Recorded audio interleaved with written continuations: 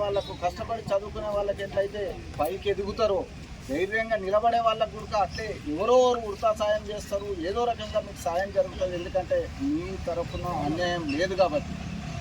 ఎవరో కట్టుకున్నారు, మీరు అందరూ ఉండడం వల్లే ఆ దేవుని కూడా ఇంత నెత్తికెట్టయితే మన స్త్రీలు మన అక్క చెల్లెళ్ళు ఎట్టయితే పూలు పెట్టుకుంటే అలంకరణ వస్తుందో దేవునికి అలంకరణ లేదు. మీరు ఉండడంతో దేవునికి అలంకరణ. దుష్టులు దుర్మార్గులు అది కూడా ఇంగిత జ్ఞానం లేని వ్యక్తులు, అక్క చెల్లెలు లేని వ్యక్తులు, అన్నదమ్ములు లేని వ్యక్తులు, పాపాత్మలు మాత్రమే ఇటువంటి ఆలోచన చేయాలి. ఇటువంటి ఆలోచన ఏ దుర్మార్గునికి రావద్దు, ఫ్యూచర్లో కూడా రావద్దు. పెళ్ళ జమ చేసుకొని కట్టుకున్న కష్టం వాళ్ళది చెమట, ఆ చెమటను దోసుకోకపోకుండా డ్యామేజ్ చేయి వాళ్ళ కండ్ల ముందల్ని ఎంత బాధాకరం చూస్తే బాధ అనిపిస్తుంది.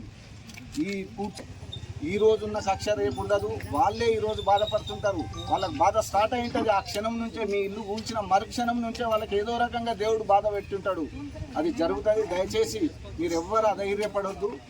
ఎవరికి తోచిన విధంగా వాళ్ళు తప్పకుండా చేస్తాం. లీగల్ ప్రాసెస్ ఏదన్నా ఉంటే మీరు సమిష్టిగా భేదాలు లేకుండా, అభిప్రాయ భేదాలు ఏదన్నా మనకేదో మీరు పక్కన ఉంటాం కాబట్టి అన్నదమ్ముడే అక్క చెల్లెలే అనుకుంటారు, మీరు కూడా అనుకోవచ్చు. అవన్నీ మర్చిపోయి మీరు సమిష్టిగా ఉండి ధైర్యంగా కొట్లాడితే మీ ఇండ్లు మీకు వస్తాయి, మీ ఇండ్లు మీరు పట్టుకోగలుగుతారు. ఎవరు కూడా అంత దుర్మార్గంగా ఆలోచించారు, ఎవరో ఒకరు చేసి ఉంటారు. తెలిసో తెలియకనో వాళ్ళు పై వాళ్ళు చెప్పింటారు. అది ఇప్పుడు నిజ నిర్ధారణ అవుతుంది. కాలం ప్రతిదానికి సమస్యకు పరిష్కారం చూస్తుంది. ఆ పరిష్కారం మార్గంగానే మీకు ఖచ్చితంగా రాబోయే రోజుల్లో మీకు న్యాయమే జరుగుతుందని నాకు విశ్వాసం ఉంది. మీరు అధైర్యపడొద్దు. దయచేసి మీరు ఒకరిని ఒకరు ఏమి దూషించుకోకుండా సమిష్టిగా ఇప్పుడు ఎట్లయితే కలిసికట్టుకున్నారో ముందల కూడా అట్లే కలిసికట్టుకుండి మీ బాధను కానీ మీకు జరిగిన నష్టాన్ని కానీ కూర్చుకోవాలని మీలో ఒకనిగా నాకు తోచిన విధంగా చేసినందుకు మీ అందరికీ నమస్కరిస్తూ